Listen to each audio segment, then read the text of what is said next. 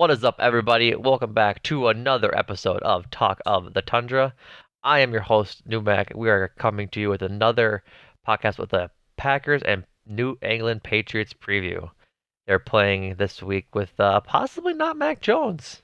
But before we jump into all of it, I have with me my lovely co-host, Jordan Treske. Jordan, how you doing? Doing well. Ready for the Packers to hopefully take care of business against the Patriots. I almost went into a song and dance there with taking care of business, but I will spare the audience my singing and dancing. Yeah, that's gonna be one of those weeks where we hope the Packers just show up, do their job, and come away with a W. The New England Patriots are off to a little bit of a skittish start after facing the Dolphins, Steelers, and Ravens in the first 3 weeks. The Dolphins being the surprise of the NFL early on, and the Ravens looking like the powerhouse that they've been built to be over the last few years.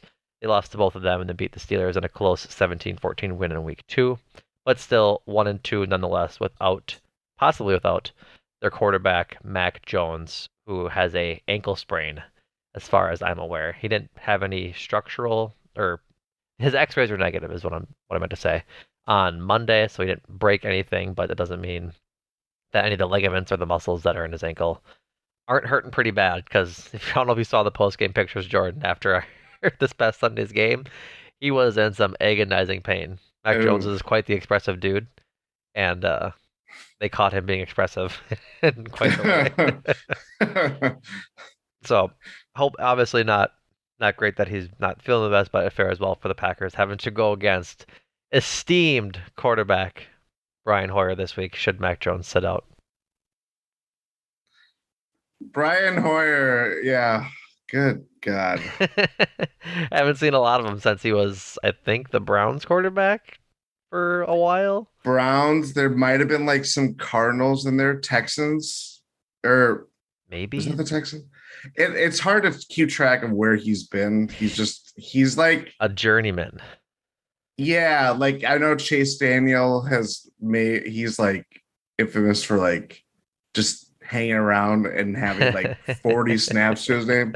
Brian Hoyer actually gets in there and plays, but like it's still an accomplishment that he's lasted as long as he has. Yeah, absolutely. Let's see. Brian Hoyer, man, is 37 years old. Jeez Louise. That's incredible. But regardless, here, let's go through teams. Play for the Patriots, the Cardinals, the Browns, the Texans, the Bears, the Niners, the Patriots again, the Colts, and the Patriots again. So I think Axel Edward Colts. Brian Hoyer has been. Wait, Uh, what? you listened to the pod on Sunday. I was about Ty, to. Ty broke the news to me, and I said it was fake news too. But the man's real name is Axel Edward Brian Hoyer. Watch the YouTube people. Look at Jordan's stunned face. That's even more. It's what? Axel. I had the same exact reaction. Why is his name Axel? Why is he? How? Okay, here. Oh, perfect. Was this also explained on the pod? Am I doing a rerun right now? No, I didn't hear an explanation. I just heard that that's what was named. I made time move on because I wasn't about to get into the etymology of Brian Hoyer's name. But since this is the preview pod, we can absolutely get into this. His dad's name is Axel, and his dad is from Germany. He says he thinks it's a pretty common name there, which I don't feel like it is. I don't think it is either. But he eventually went by Brian after Getting bullied. yeah. First and second grade roll call was really rough when the teacher would call Oh, it him was actually Axel. bullying. Yeah, and all the kids would laugh at me. How would kids laugh at him like that? I mean, I Axel's think a fine name, but it's just I would not associate him. It's a fine name. I just would not associate him as Axel Hoyer. right. So yeah, that's Brian Hoyer is likely going to be starting for the Patriots this week. I know Bill Axel. Belichick. Axel's going to be starting for the Patriots this week. Bill Belichick has been predictably mum on the subject, telling reporters that he hasn't looked at the X-rays, he's not a doctor, etc., etc., etc., because that's the kind of angsty person that Bill Belichick is and doesn't want to answer those types of meaningless questions to him. So we don't really know. Mac Jones has told teammates, according to a report, that he's not to count him out for this week, but I think it'd be malpractice if they let him play. It's not worth going into Lambeau to try and play on a week's rest on a pretty severely sprained ankle, as far as I'm aware, to try and sneak out a win rather than letting it heal and try and compete for the rest of the season. Also, given that Bill Belichick's never going to give up on a season, but you have the Bills and the Dolphins now in that division who are seemingly both off to pretty hot starts and aren't going to falter. But again, only week now 4. Maybe the Dolphins fall off, maybe the Bills fall off, probably not. But the same Oh, idea is that maybe we try and keep Mac Jones healthy for his career rather than his just this week. yeah.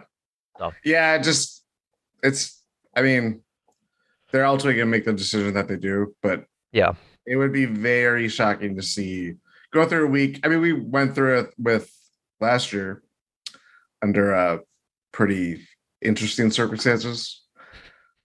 Having a quarterback walk in and take reps and not like it's just a very different game plan when I would assume Axel and Mac Jones are similar quarterbacks in just like game manager mode. right.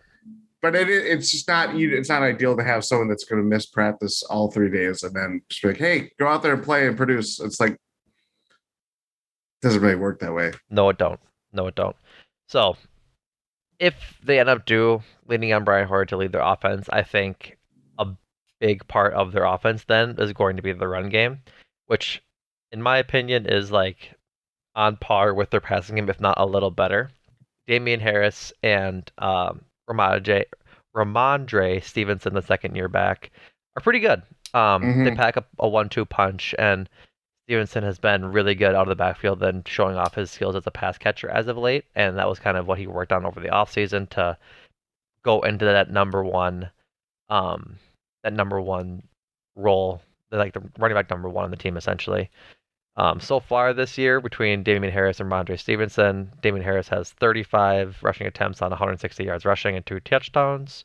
Ramondre Stevenson has 29 attempts on 145 yards and a touchdown, and they both have about 30 yards receiving on 6 or 7 catches. So they're pretty much the encapsulation of a running back by committee, which has been the case in New England for a very long time. So Mm-hmm. it's more of the same, and I think that it'll be a big part of their offense um, coming into the game on Sunday. Yeah, definitely feature running backs. It's going to be they're going to want to slow the game down, conjure up as many yards as they can, Mm-hmm. hope that you have the big plays go in your favor. But between Harris and Stevenson, like it's kind of view it. I know we were talking about this pre-pod, but it's very similar to Bears game where you don't have that elite running back like David Montgomery is Right. shaping up to be, but a 1-2 punch of Harris and Stevenson could easily just gash up the Packers' run defense, as we have seen through of the 3 weeks so far this year. Right. So I think from that standpoint, there's obviously going to be a big emphasis on that. Um, and then it's just a matter of can you limit? I'm sure I forget I know McDaniels obviously was the longtime coordinator there, and I'm forgetting who is their offensive coordinator now. It's not Joe Judge, is it? I think it is, according to just this quick Pro Football Reference bit. Um, the other notable assistants is Joe Judge, quarterback slash offensive assistant, and Matt Patricia, who's the offensive line and senior advisor. But I'll look quick to see if I can find their actual offensive coordinator. Interesting. Well, the other thing too is I feel like New England also was very. It wouldn't have been surprising to see them run like gadget plays with their speedy wideouts. I know that like Jacoby Myers or um, I wouldn't necessarily call Nelson Aguilar that, but like you could see some creativity with with their wideouts in that sense. Yeah, But like it's first year, well, I guess return of the judge. um, as your core offensive coordinator. Right. No, And I think that when healthy, their wide receiver room is a lot like the Packers, just middle of the road. yes, Not nobody stands out as of right now. But yeah, I think their healthy wide receiver room is like wide receiver one is Jacoby Myers, two is Devontae Parker, three is Nelson Aguilar, and then they kind of just mix in Kendrick Bourne and Jonnu Smith and Hunter Henry when they can. But yeah, I don't know if Jacoby Myers is going to play. He didn't play last week. He was limited in practice today. It's according to Pro Football Reference. mm, But I'll check that tweet for the injury report in a second. But yeah, it's okay when it's healthy. So it'll be like you yeah, said, a lot like the Bears week where we just need to Jair if he's healthy, but otherwise Eric Stokes, Will Douglas, and the rest of that safe or secondary just needs to do their job and cover the guys they have more than enough talent to cover. yeah. Limit big plays again. It's very much in line with how the Packers defensively. It's just hard again with the injuries to Jones and as you just mentioned, I forgot that Myers didn't play last week. Yep. If your lead wide receiver and obviously your starting quarterback are not practicing and not healthy, you can easily overlook what the Patriots have Right. and be like, oh yeah, okay, this is taking care of business time kind of thing. Right. But there's always that lingering bit. What is Bill gonna do this week and just try to limit the Packers and I don't know, Bill Belichickian magic. What does Yeah. he have in store? That kind of thing. I'm sure he'll try to scheme up something, but yeah, Jacoby Myers limited participation in practice 2 days in a row now on Wednesday and Thursday. So likely be questionable for this week. If he plays, it'll be better for them. He didn't play last week, so we'll just have to see. But we'll go through the injury report quick just to talk about the notables. Jair Alexander and David Bakhtiari, as well as Mercedes Lewis, were limited in participation in practice on Wednesday and then did not participate on Thursday. And Elton Jenkins did not participate on Wednesday, but was limited in participation in practice today on Thursday. I think that's something that Matt LaFleur and the coaching staff are working on to give these guys sort of alternating days on and off of practice to give them some rest if they're injured and then get them some work. I think it makes sense to alternate Bakhtiari and Jenkins having the rest days and their work days. That way they both can get reps in the starting offense in case one can't go. That makes the most sense to me. I think last week Bakhtiari only practiced one day and EJ practiced two. Now it's flip flopping this week. So that's all fine by me. Not too concerned. Hopefully they both can go and Bakhtiari can continue to exist. Yes, that would be most important. Just Yep. keeping things fresh, and they have options. Yes. It's not a matter of just like, okay, let's hope everything goes well with Bakhtiari's rehab or Right. going the season where it's like, okay, when do we project Jenkins come back? Yep. Now you can look at those two being in the fold and kind of being steady with their usage during off days / practice time, and then it's ramping up into the week, into the game more specifically. Right. Exactly. So yeah, that's yeah, just having that flexibility with their offensive line is just something that they didn't increasingly have last year. It's a luxury. It's a luxury. Yes. Oh, absolutely. It's yeah. They have depth there, especially with some of the guys that are on the practice squad, and just looking at some of the other teams the NFL are facing with their offensive line. It's not great. No, not at all. I think it was the Jets had just been shuffling around their offensive line all season long. They just added another person to IR. Yeah, they have 3 tackles on IR. Oh God, Which that's Jets football for you. That's Jets football. So Yeah, the Packers are living in luxury right now. So I'm knocking some wood to make sure that sustains. But then just finishing out the some of the injury report. Christian Watson was limited in practice yesterday, was a full participant today. So that's good, trending upwards for him to come back and hopefully make an impact and kind of have some sort of a breakout game like Romeo Dobbs did last week. And then Alan Lazard was limited in both days with an ankle injury, which I think is just going to be his same ankle injury that he nursed all preseason. So I wouldn't be too concerned about that limiting him as much as we think. So Yeah. um, but yeah, look, going into this week, I'd like to see, just sort of talking about like game planning now. In the first few weeks, the Patriots defense was okay against the run. In their win or in their loss against the Dolphins, they only let up about 60-ish yards um, rushing, keeping the biggest rusher to Chase Edmonds, who had 12 carries for 25 yards. So not that not that many, but still lost 20-7. However, the one of the most electrifying offenses in football right now, the Baltimore Ravens, they let up 100 yards to Lamar Jackson, 60 yards to Justice Hill, and 23 yards to J.K. Dobbins, who was fresh off of injury. So you could probably inflate those numbers a little bit if you wanted.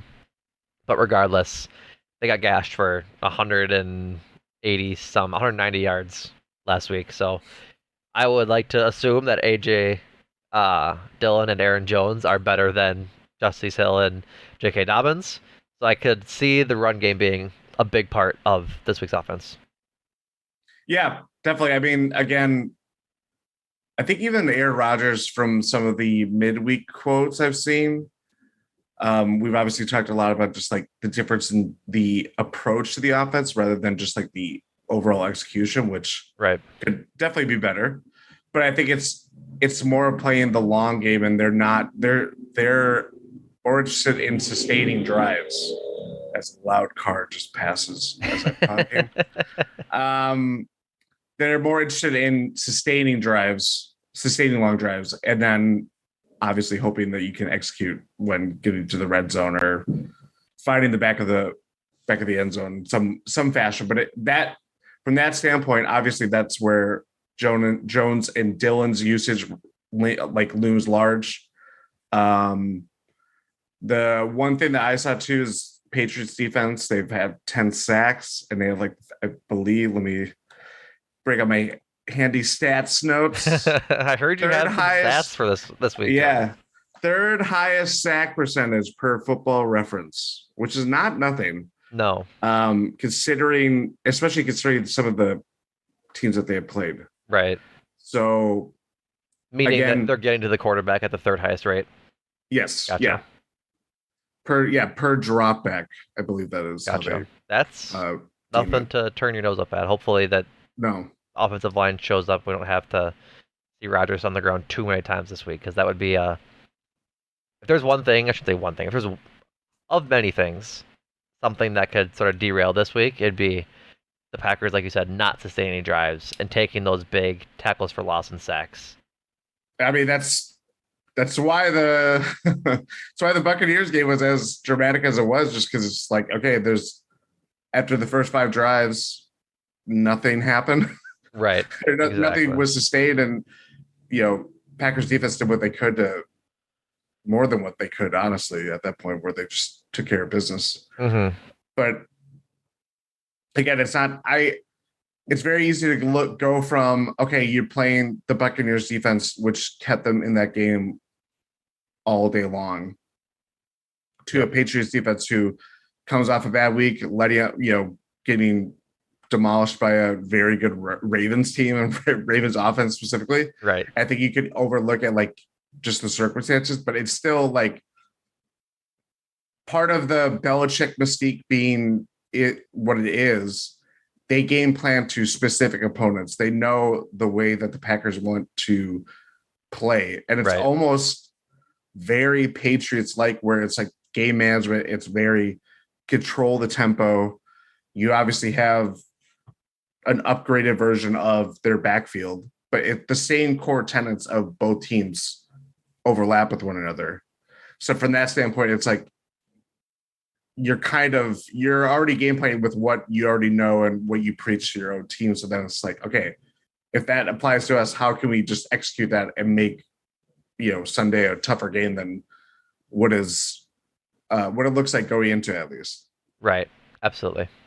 And I think it'll be up to the Packers, obviously, to make sure that they can just play their offense, play their game, sort of run the ball really well, like the last time they needed to at Lambeau, Mm-hmm. and Yep. then just start opening up the field with some passes. Like, I'd love to see a blowout this week, and like I'd love to see just a really good offensive performance from this team. We saw that they're capable of it in the first two drives of the Buccaneers game. They like this Oh, yeah. offense can do it. Let's get Romeo Dobbs next in more. Let's give some shots to Alan Lazard. Let's kind of get some Christian Watson down the field plays going, and see if we can make this week easy, so that maybe if we're fortunate that the starters don't have to play in the fourth. Like that'd be really great going into the London game. Like Oh, that'd be yeah. huge. Especially, I mean, the thing too, Sammy Watkins is on IR. Yep. You'd hope that he comes back after, was it Four 4 weeks. weeks? 4 weeks. 4 weeks. That's a speed threat, though. And, Yep. Lazard and Dobbs obviously did what they could and Cobb, not to forget him. Right. But that's where you don't want this, what Dobbs did last week, to be a blip. Exactly. Nor do you want that to be the game. Like, now that your wide receiver room is getting a little more healthier, you don't want to like go back in that way of like, okay, we saw that he can handle it and is comfortable in that role. Keep pushing it further. Same with Christian Watson. Obviously, he didn't play last week, and we talked about how it's kind of like this, very, even more so with Watson than Dobbs, I would say, is it's very slow in how you view him as a traditional wide receiver versus, hey, let's do some jet sweeps or these gadget plays that. For a second round pick, Amari Rogers. Essentially. Yeah, Like exactly. they're Yeah. using him in the Amari Rogers role that we saw in the preseason Yeah. as the second round pick that they picked him as. Like, why don't we do some more dynamic down the field Yeah. things with Don't make Christian him just a Watson? specialist. Yes, exactly. But yeah, I think that's where this is an opportunity for both of them to at least capitalize and hopefully shine. But it helps having the security of Alan Lazard playing as well as he has, even with all his ankle injuries and struggles. Right. And Cobb, I mean, honestly, has been kind of what they needed from him. It wasn't that he wasn't like this last year, but I think it's been more consistent to start the year. Right. Which is very encouraging to see. Right. Did you hear Ty's comparison of what Randall Cobb is to this team? I don't think I did. He likened Randall Cobb to the Packers as Wes Matthews to the Bucks. Yeah. Like a veteran who you can't ask to do it all every single game, but when you need something in a crucial moment, Wes Matthews is going to be there. Randall Cobb is going to be there. We saw it last week. We saw it against the Bears. He's just that veteran presence. Yeah, that's a very apt comparison. That's what I thought. And it's So, yeah, I just really want a big game this week out of the offense. Like, there's no reason that we shouldn't. It should be a nice day in Green Bay on Sunday at Lambeau. We don't get Patriots games very often. Doesn't really mean much now that Tom Brady's not there. But regardless, should be what is shaping up to be an easy game, considering Brian Hoyer's quarterbacking. Axel Edward is quarterbacking the New England Patriots. Another stat. Are you ready? I am so ready, Jordan. I want this stat like I want a lot of things in life. 25% of the Packers' drives have ended in a score, which is the fourth worst in the NFL. Let me buy some time and go to see who the other three are. I believe the Colts are the other one. That's some bad company. Very bad company. Very, very bad company. Let me see. Come on. Yeah, Colts are the worst. Saints, second worst. Washington, third worst. Colts are 1-2 or 1-1. I think they're. Oh, they are 1-1-1. Yeah, they tied Houston week 1. Colts are 1-1. Saints are 1-2, I believe, and Washington's one and and two. and Washington's 1-2. So of those three teams, we're the best out of them. I'd say we've had. I don't want to say the hardest. Like, I don't want to say that because it's subjective to how good the team is, right? Like Yeah, the losing team essentially, like those other three teams because they aren't very good. They're gonna have harder schedules because they're playing. The difference between them is more. That being said, they didn't have to face the Vikings. They had to face the Buccaneers. So I think the Saints did, and they lost. Like that's the Saints lost to the Buccaneers. We beat the Buccaneers. All that being said, there's by been so transitive much, yeah, the property. transitive property. With all that being said, and all this comparisons being set aside, I think there's a lot of meat on the bone for the Packers to Absolutely. to bump that percentage up way more than it at that 25% mark, just because week one was bad. Like there was a lot going wrong, and we know how week one went. Yeah. Week two and week three were a lot of the same. We're absolutely beating the bricks off of the defense in the first half. And then once halftime came, adjustments were made and they couldn't do anything. So I Yeah. think it's just a matter of the floor and the offense making sure that that aggressiveness and consistency is maintained into the second half and keeping the foot on the gas pedal instead of just cruising to a light win. They should be winning big. So, and making those adjustments and making the counter adjustments to what the defense is doing. So, Yeah, I think that is definitely where it is at this point where it's about sustaining their offense throughout all 60 minutes. I mean, exactly. you're not going to expect points every drive, even though that'd be great. Right. Well, Less the first stressful. of the Roger year, the first MVP of like the last couple of years, like Rogers' second most recent MVP, that was kind of what they were doing. They were scoring almost every drive Yep. that season. It was crazy. They had a really That's powerful offense. that's where they are right now kind of reminds me of when it was how it was LaFleur's for first year. Yeah. Because the defense really popped in a major way that I think a lot of people were hoping for. And granted, that was, all of their personnel was virtually new in terms of just their starting defenders. Hmm. Um, and obviously, Mike Penn was the holdover from McCarthy into LaFleur. Right. And it was like, oh, okay, you're focusing on the offense and how LaFleur can unlock Aaron Rodgers and limit his freestyling and kind of that kind of the end of what encapsulated the end of the McCarthy era, Exactly. where the offense just like stalled out multiple times, and that's where it was like, oh, Aaron Jones, like if Aaron Jones has a really good day, like the Packers could take care of business, and that was where like all the talk about like the 13-3, it's the most like fraudulent 13-3, which is like freaking amazing to me. But Yeah. I kind of am, now that we're 3 games in, that's where I see more flashes of with the offense is that it's obviously a reset when you lose Devontae and you've had so many injuries, not just with your wide receivers, but Right. obviously week one was the offensive line was kind of in shambles too.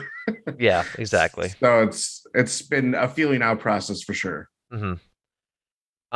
Anything else on the offense you want to talk about, or else it a shift to defense? I think it'll be I think it'll be interesting with just how, again, it's hard to kind of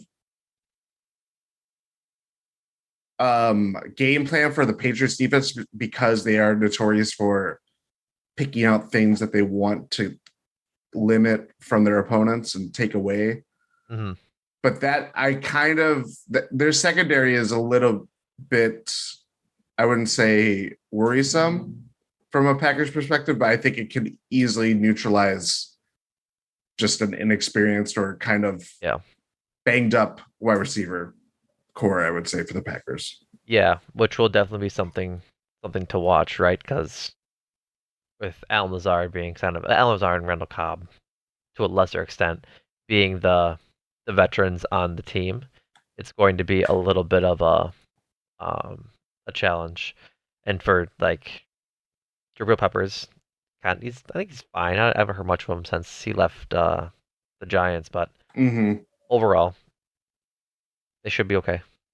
They should be able to Yeah. do their work and do that kind of stuff. So, um, all right, defense should have a pretty good time this week with Brian Hoyer throwing the football. If that's the case, I really would Yeah. like to see again.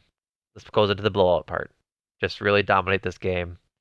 Get out ahead early, and put the smackdown on Axel Edward just to be just to show off the pressure, right? Like they kind of need to do that to set the tone. Like we're not playing down to you guys. We're gonna come out with you with everything we have, just to make sure that we win this game, win it handily, get out of here. Yep. Pass rush is gonna be big. Um, Thankfully, the Packers have the third best um, player in the NFL when it comes to pass rush win percentage, and Kenny Clark at 25.3, tied with Joey Bosa. And he's the only interior lineman in the top five between That Gregory is Rousseau, ridiculous. Micah Parsons, Kenny Clark, and the Bosa twins, or brothers are not twins. Um, but yeah, Kenny Clark is the only interior lineman on that the top five list. So usually a place where you see an Aaron Donald type of name, but he's not there right now. But Kenny Clark was. I saw some clips this week on Twitter. Just a clinic. Yeah. The moves he's putting on some of these linemen are insane. So getting a lot of push is going to be important as well as just stopping that run. Yep. Rashawn Gary too, I believe. Oh, I should have saw it or looked this up before we recorded. Something great about him. He's very good. That's the other thing. Rashawn Gary There, is very good. perfect. Yeah. Perfect. Preston Smith has had a great start too. We saw him do a lot of damage against a similar offense in the Bears a couple weeks ago, first home game. Yep. Yeah, again, pass rush is what it is. Can they start getting home more, at least pressuring Hoyer?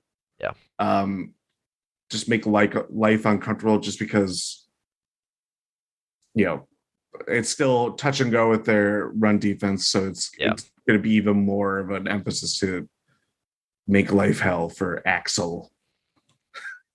I think this will be like a show me week. Like show me you can stop the run defense against an average set of running backs. Yes. They couldn't do it against Dalvin Cook, elite running back. Dave Montgomery is in that like middle tier between average and elite. Like he's good, he's great. He's not elite, not average. Um, Leonard Fournette, I would say, is in that same tier as David Montgomery, and they held him in check pretty well last week too. So like they can do it. I want to see them Mm-hmm. do it again against a pair of I don't want to say dominant, but I'll say dynamic receiving running Yeah. backs. Like they can Yeah. both run and catch the ball. And I think that'll be a lot of what they need to keep in check. For what it's worth, it hasn't seemed like it because it's been touch and go in every single week kind of so far. But Oh, the yeah. Packers defense has the highest third down stop rate in the league at 77.4%, which in the first half against the Buccaneers was evident. Yeah. The uh, they were stopping them pretty much all game or all the first half, and then they kind of let the Buccaneers kind of get into it. So Especially that last drive. especially the last drive, but who knows? I don't know if there's any third downs in the last drive, but Oh, that was also true. They were just getting anything they wanted yeah, they're to. getting first down, the first down, the first down. So um, yeah, I think it'll be important, and I would just love to see the secondary impose their will. Let Eric Stokes cover Jacoby Myers if he plays. Let and I guess let Jair cover Jacoby if he plays because we don't know if Jair's going to play yet. But then Yeah, let Eric Stokes, Roswell Douglas, and just that secondary go to work. They can do it. absolutely. Love to see another big week from Quay Walker. You know what? You know what? Actually, I'd love to see um Monte Wyatt get run this week. There was clips going around Twitter this week after the Buccaneers game where he had a few snaps where he was making good moves. He was doing um really good stuff in the snaps that he played. It's building on that, right? And I think this Mm-hmm. is a really good week to do that. He's not going to have a super aggressive and mobile quarterback to get after. It's 37-year-old Axel Edward Brian Hoyer. Like he should be able to pressure him and get home and I think if he can have a good week to get his confidence up and kind of show that he belongs in the NFL and is worthy of that first round pick, I think that'd be huge for him getting playing time. It's hard to get playing time from right now, given just where the um, Packers locker room is at in that on that defensive line with Kenny Clark, Dean Lowry, and the rest. But getting him confidence and showing off that to the team that he can do it would be enormous.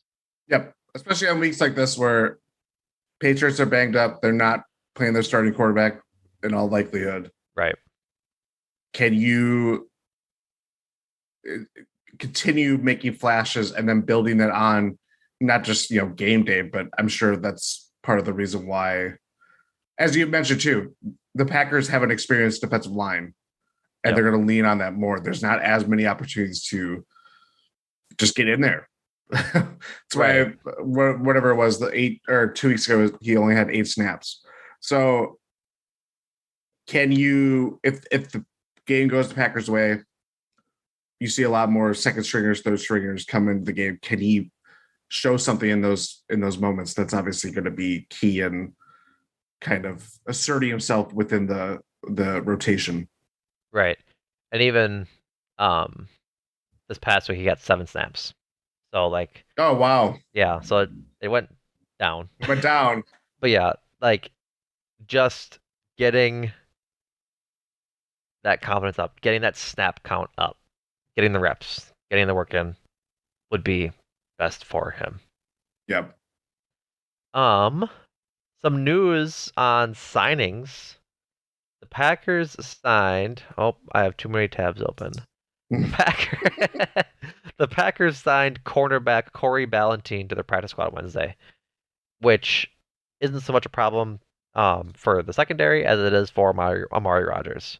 Ballentine is pretty good on the special teams as a kick returner.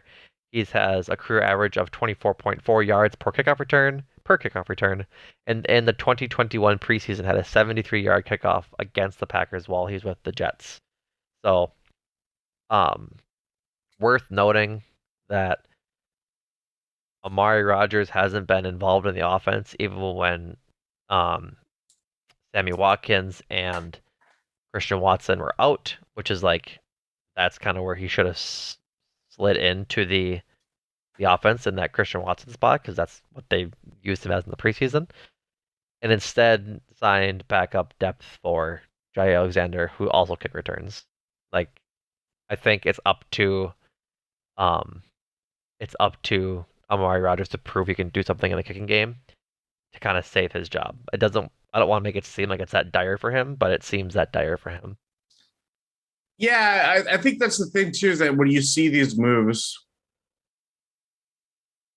they don't outright say it. I'm sure NFL teams are a little bit more forthcoming and they have more press conferences about, right.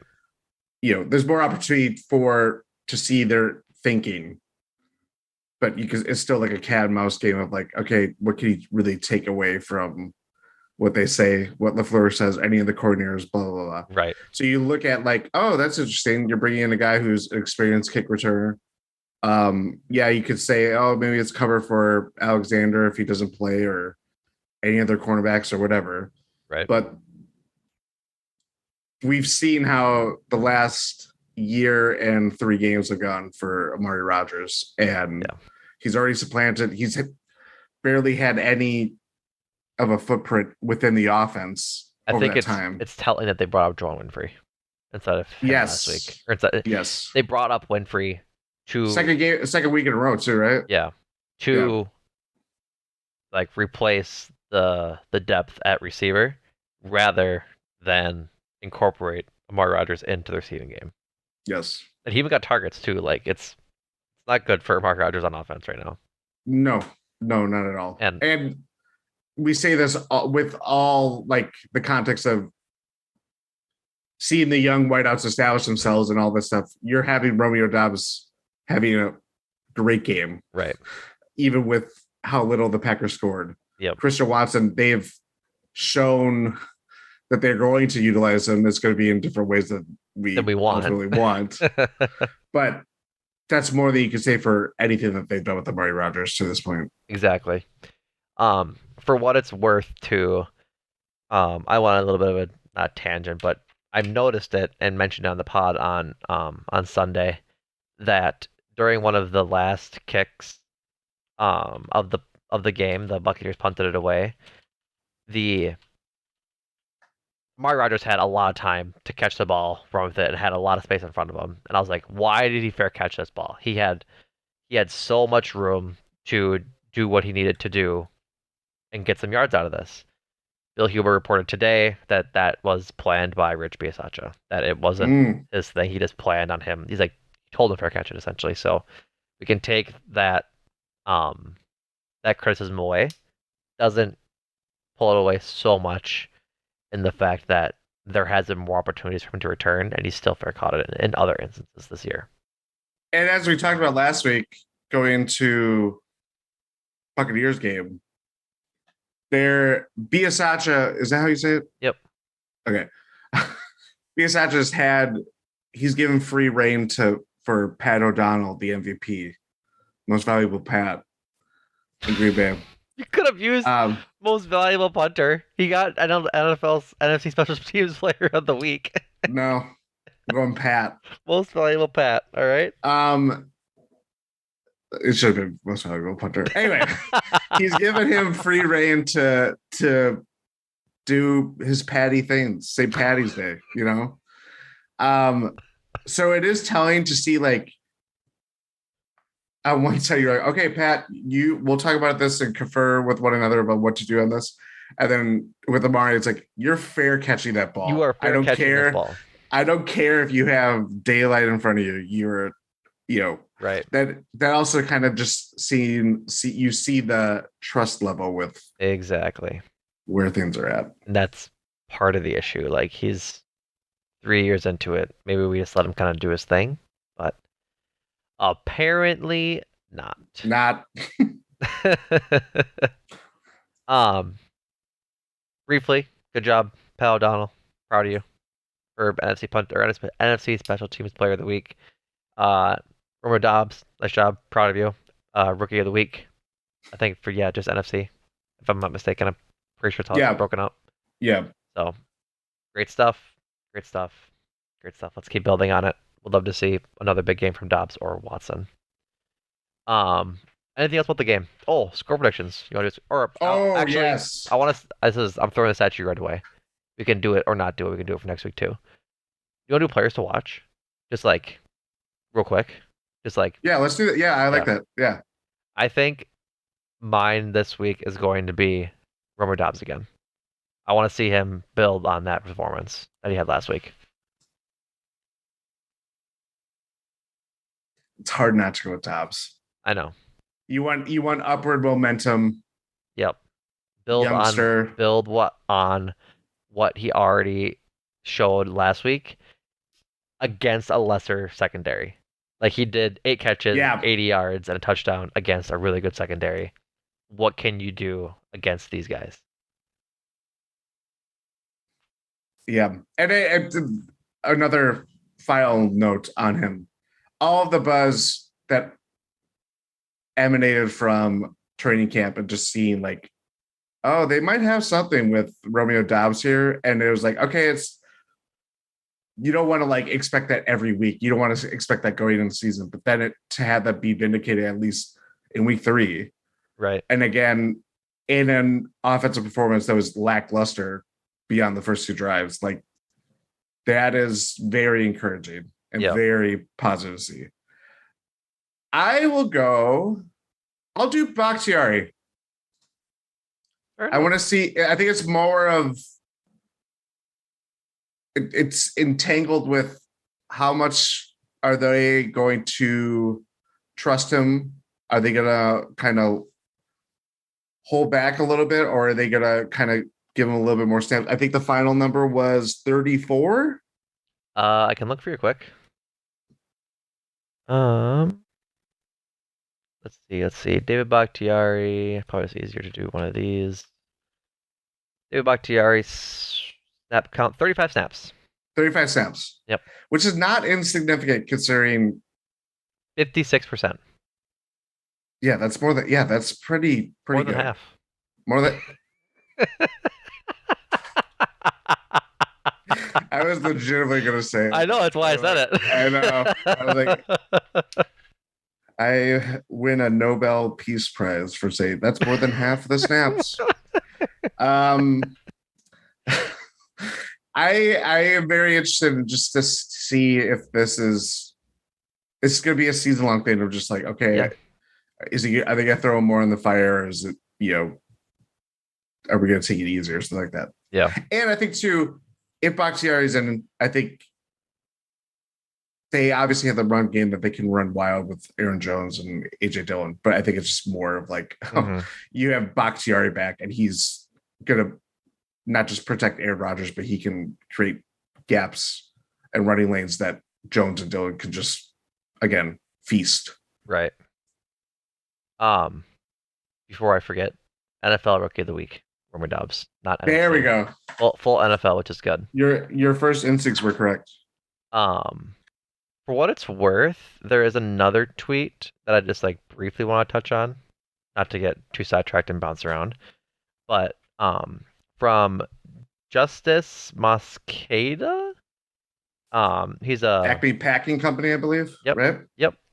He tweeted this afternoon, or I'm sorry, Monday afternoon, that the Packers two-back packages aren't working. They've called 22, I'm sorry, they've called 28 split back packages, and 22 of those plays they've averaged less than 3 yards per play. So Go. yeah, not ideal. So No. as much as we wanted to see that in the beginning of the season, it might be time to start moving away from it a little bit, or seeing if they can mix in a different kind of way they do it, because what they're doing now is not working.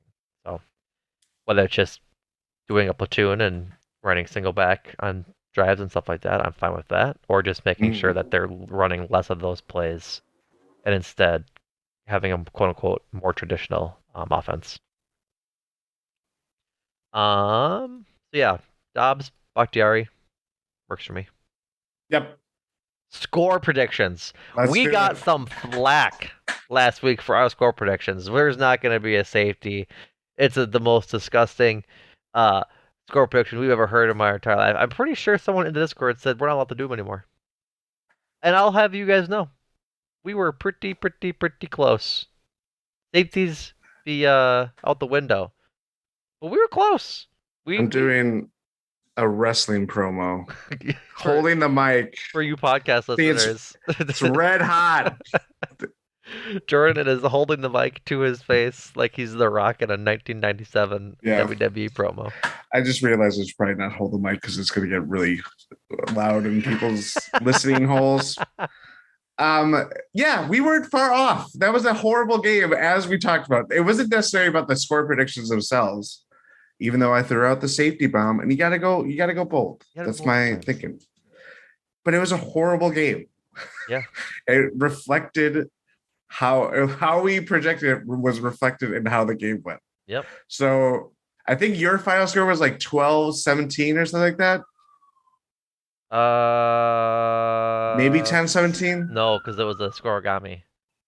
Oh, that is right. Yeah, it was something gross. I don't even want to think about it. Yeah, exactly.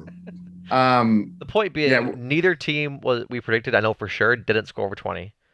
I think no. you had a 12 in yours I had a 12. There was some too because of the safety. because of the safety. So we were, yeah, single digits, and we talked about just how terrible it was How it was going to reflected be in. defense oriented, which it Yeah, absolutely was. it was reflected in Alan Lazard throwing up on the sidelines. That was exact. I should have gone bold with that. Someone is going to puke. Yeah. From the sidelines. This one is more conventional. Probably, I still think the offense is going to have its growing pains. Okay. I want to see the Packers score after this halftime. I want to see them score in the second half. Actually, here we go. Bold prediction. All right, we're back. Safety again. We're going to see a touchdown from the Packers in the second half. I'm calling it right now. Hot take. Scorching. Which to this point, they only have one, right? Because they did it against the Vikings. banter a little bit. I'll tell you. Yeah. I think the Packers are going to score in the second half. I don't think they're going to run away with it as much as I would like them to. On the other side of it, Patriots are starting Axel Hoyer. Axel Hoyer. I know Axel, Axel Edward. Oh no, yeah, Axel Ax, Hoyer. Yep. yeah. um, I'll go They did 27-14. they did score in the second half against the Vikings. They did. Because there was kind of a moment where I was like, okay, maybe they can kind of squeeze it out Right. Right. or make it You're uh saying 27-14. yeah. I am going super optimistic, super homer, super I want this game to be done in the third quarter. I'm going 45 Whoa. to 10. I want Whoa. blowout. You have blood. I want blood.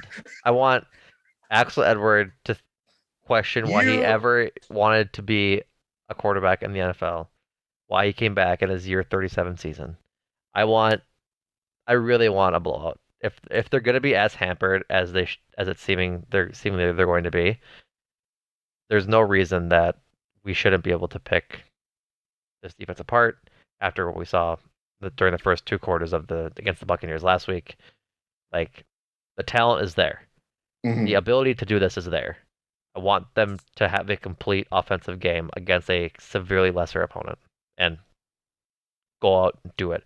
Get Dobbs a good day, get Watson a good day, get Lazard a good day. Like just be a dominant offensive team this week as they go into this stretch of games where they really don't face a lot of good defenses. They face the Patriots, the Giants, the Jets, and the Commanders before they face the Bills. Like that's four games where they really should have Mm. no problem winning. Like these next 4 weeks, we need to go 4-0. There's no excuse Yeah. about it. Like you can go 3-1 if you lose the Giants game. You can't lose against the Jets or the Commanders in any case. That you just No. can't do it. No. Not at all. So And win go 4-0 definitively because yeah, that is the thing that is kind of holding them back with just how the start has been. yep. I Is think. that Go ahead. Sorry. well, it's you could again you could see flashes of where they what they're trying to build and where they're trying to go, but it's just a matter of how can expectation and potential meet reality. Right. Exactly. And I think this 4 weeks will be a really good stretch of seeing what this offense is capable of doing and what they can be at their best. Yes. And if they can get into this really good stretch of just beating up on some of these bad teams before they go to Buffalo and face the Bills, I think we have a better chance of winning that game than we might if we stumble through these next 4 games. Because Yeah. if you're playing second halves against the Bears and the Buccaneers, like we had against the Bucks and the Bears, against these next four teams, then it's cause for concern. Then Yeah. it's a coaching and execution problem as to why we can't continue piling on the score after halftime. Yeah. So, not to get super You serious, but like I say 45-10, it shouldn't be you're that expect hard. I'm yeah, expecting a good game. Like if Bills go 45 points, that's fine. Like that's a lot. That's 6 touchdowns and a field goal. That's a lot. that's a But lot. like 35-10 or 30-10, that's still good. Like that's still the Mm-hmm. type of a performance I want to see. You want to see the Packers trim Steve Belichick's ugly mullet or whatever it is. That's right. That's exactly what I want to see. And I don't want to see him do his gross tongue stuff that he does on the sideline. Don't watch the YouTube people. Listen, Alrighty. Anything else, Jordan, that you want to touch on for this week? no, I want to see the Packers win good, beat my score prediction, and I don't want to hear any flack for the score prediction because Yeah, we have no true flack. we have proven to be Packer prophets, prediction prophets, Packers for the safety prediction part. profits. PPP. Yeah, there you go.